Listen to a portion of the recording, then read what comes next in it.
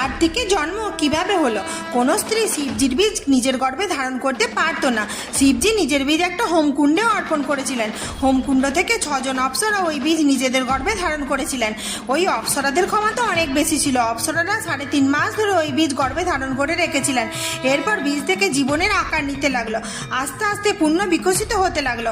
অপ্সরাদের মনে হলো ওই বীজ তারা বেশি দিন গর্ভে ধরে রাখতে পারবে না। এই জন্য যাবার সময় ওরা ওই বীজ গর্ভ থেকে বের করে দিল। মাতা পার্বতী নিজে শিবের বাচ্চাদের জন্ম দিতে পারছিলেন না, তাই তিনি এটা ব্যর্থ হতেও দিতে চাইছিলেন না।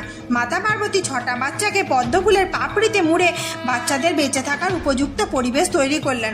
মাতা দেখলেন যে ওদের বেঁচে থাকার ক্ষমতা খুবই কম, কারণ ওরা পূর্ণ বিকশিত হয়নি। নিজের শক্তি দিয়ে মাতা পার্বতী 6টি ভ্রূণকে একত্রিত করে দিলেন, একটা শরীরে 6টা জীবকে স্থাপন করে দিলেন, যার ফলে হয়ে গেল কার্তিকের জন্ম। Like, share, comment and subscribe.